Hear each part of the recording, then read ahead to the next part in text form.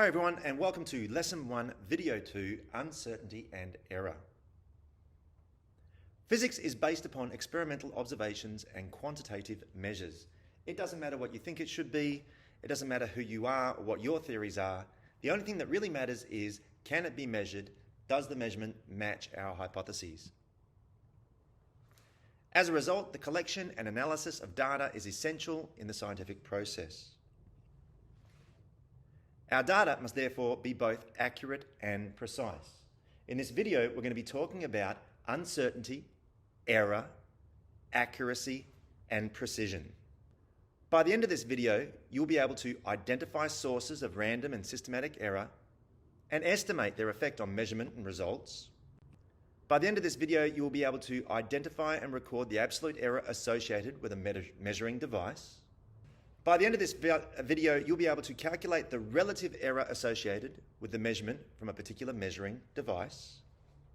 You will come to an appreciation of reliability of calculated quantities using values that you have measured. And by the end of this video, you'll be able to make evaluations on the reliability of measurements you've made and quantities that you've calculated from measurements that you've made. One of the first things we want to discuss is random and systematic error. As you make measurements, random error can creep in. Random error is going to be associated with some influence in the room whilst you're making the measurements, and it's going to be added onto or taken away from your values. And if it's truly random, it is very easily removed from your final values by simply collecting lots of measurements and then finding the averages of them. Random error will tend to be systematically distributed about the true value, so by taking lots of readings and finding their average, you will effectively cancel out random error. Systematic error or procedural error is a little bit more challenging. Systematic error or procedural error can be due to problems with your procedure, which are identical every single time and therefore hard to spot. It may be due to damage to your measuring devices. Maybe they've not been calibrated correctly, as is the case in this electric balance on the left. Maybe those measuring devices are damaged, as is the case with some of these rules. The top and the bottom rules are both damaged, the middle one is not. When your measuring devices are damaged or not calibrated correctly, they will return inaccurate values consistently, and this can be hard to spot. Systematic error, once identified, can be removed, but sometimes it can be hard to identify it. In physics, we seek accuracy in our measurements, and so we try to use reliable devices to make those measurements. Vernier calipers, meter rules, micrometers, car odometers, these are accurate devices. They're well engineered, they're robust, they're resilient, and they are consistent. In physics, we try to avoid inaccurate devices, devices that are poorly calibrated, devices that are damaged, devices that are cheap and not engineered well, devices which are not programmed correctly. In physics, when we teach about accuracy and precision, we very often use the metaphor of archery. As a physicist making a measurement, you're trying to hit the target using your measuring device. In archery, you're trying to hit the target with your arrow. If you're accurate, you'll hit the center of that target. If you hit the center of that target consistently, over and over and over again, you're said to be both accurate and precise. If your arrow doesn't hit the center of the target, and your second arrow doesn't hit the center of the target, and your third, and your fourth, and your fifth, and yet you find that your arrows are all clustered around about the same location, then we say in physics that you're not accurate, but you are very precise. In archery, it's easy to see when you are inaccurate and precise. In physics, unfortunately, it can be difficult using a measuring device to see if you're being inaccurate when you are also being precise. In fact, making multiple readings with a precise instrument that is inaccurate can actually lead you to the misapprehension that you're being accurate. So we have to always be closely looking after our measuring devices to make sure that they are in good repair and returning true results. In archery, sometimes your first strike won't hit the center of the target, nor will your second, nor will your third, nor will your fourth, nor your fifth. And yet each and every single one of your strikes hits randomly around the target, roughly the same distance from the target. In that situation, we say as physicists, we'd say that you are an accurate archer who is simply not precise. Using a device that is accurate but not precise is not the end of the world for a physicist. What we would do in that situation is we'd take many recordings, multiple readings, find the averages, and the averages of those accurate but imprecise readings would give us an accurate result.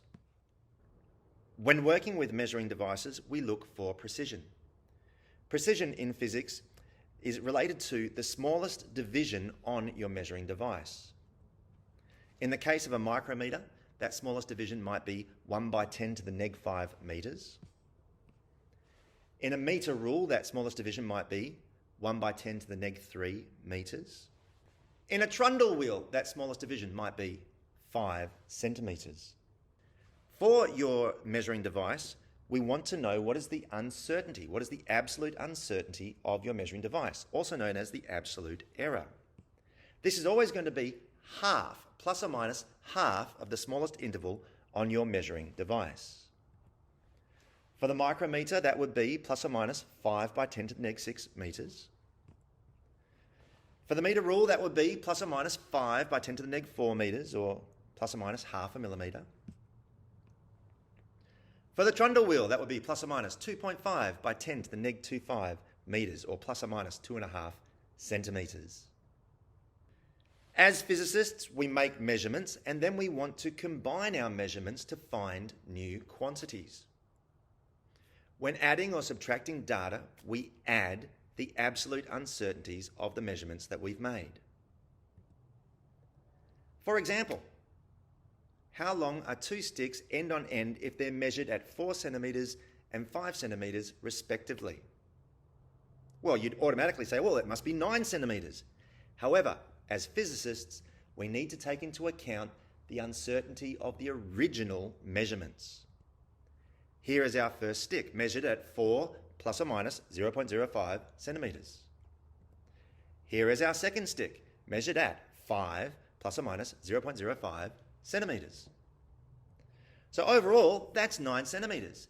Yet the combined absolute uncertainties of those readings are plus or minus 0.1 centimeter. Which means as physicists, we can say the true length of these two sticks combined is equal to 9 plus or minus 0.1 centimeters, which means the true length is between 8.9 centimeters and 9.1 centimeters. So what if we've collected measurements and now we have to put them into an equation where those measurements are multiplied? When multiplying or dividing data, we need to add the percentage uncertainties, not the absolute uncertainties, but the percentage uncertainties. For example, let's find the area of this monitor. It's got a length of 92 plus or minus 0.05 centimeters. It's got a height of 65 plus or minus 0.05 centimeters. So we have our measurements and their associated absolute error or absolute uncertainties. Now we find the relative uncertainties of these measurements. The relative uncertainty of the length is 0.054%. How did we figure that out? Well, the absolute uncertainty of the length, 0.05 centimeters, is 0.054% of 92 centimeters. The relative uncertainty of the height, well, let's look at it. The absolute uncertainty of the height was 0.05 centimeters. That is 0.077% of 65 centimeters. The area of the screen is easy. 92 multiplied by 65, we get 5,980 square centimetres. The relative uncertainty of the area of the screen is the sum of the relative uncertainty of the length and the relative uncertainty of the height. 0.054% plus 0.077% gives us a relative uncertainty for the area of the screen as plus or minus 0.131%. Now we can say that the absolute uncertainty of the area of our screen is plus or minus 7.85 square centimetres. Here's another example where we take measurements and then we plug them into an equation, finding the volume of a cylinder. The measurements that we've taken are diameter and length. We've got measurements with their associated absolute uncertainties. However, this time, looking at the volume of the cylinder, our equation is going to require us to raise one of our measurements to a power. When raising data to a power n, we have to multiply the percentage uncertainty by that power n. Okay, the relative uncertainty of the diameter is plus or minus 0.2%. Now we need to find the percentage or relative uncertainty of the length. The relative uncertainty of the length is 0.37%. Great, so we record these values. Here's our cylinder. We've got the diameter, 24.8 millimetres plus or minus 0.2%. We've got the length, 135 millimetres plus or minus 0.37%. So how do we find the volume? The volume of a cylinder is area of the base multiplied by height. That would be pi r squared multiplied by height. Problem: we didn't measure the radius of the cylinder. We measured the diameter of the cylinder. We've got the diameter as 24.8 plus or minus 0.5 millimetres. We cannot simply say that the radius is 12.4 plus or minus 0.05 millimetres, because that absolute uncertainty value is the absolute uncertainty for the diameter. We didn't measure the radius, we measured the diameter. Now you could just argue and say, okay, well great, it's going to be half the absolute uncertainty as well. But just to be strict, we're not going to do that in this example. So what do? We take the radius and we say, okay, well the radius is equal to the diameter divided by 2. And we plug that into our equation. And we end up with the volume of the cylinder is equal to pi d squared h on 4. Now we have a measured value, diameter, raised to the power of 2, and we've got that multiplied by a measured value, height. So we're going to need to take our relative uncertainty of the diameter, multiply that by 2. We're going to need to then add that to the relative uncertainty of our height, and that will give us the relative uncertainty of the volume of the cylinder. In this case, it comes up to be 0.77%. So what about the absolute uncertainty of the volume of the cylinder? Well, the volume of the cylinder is 65,211.92 cubic millimetres plus or minus 0.77%. So what does that mean? In absolute terms, that means that the volume of the cylinder is 65,211.92 plus or minus 502.1 cubic millimetres. Now let's look at that volume. 65,211.92 cubic millimetres. There is no way we can claim that sort of precision, 0.92 of a cubic millimetre. No way. Especially when our absolute uncertainty is 500 cubic millimetres. So we take our volume and we round it off to those similar values and we say that it is finally 65,200 cubic millimetres plus or minus 500 cubic millimetres. So the true value for volume of the cylinder is going to be somewhere between 64,700 and 65,700 cubic millimetres.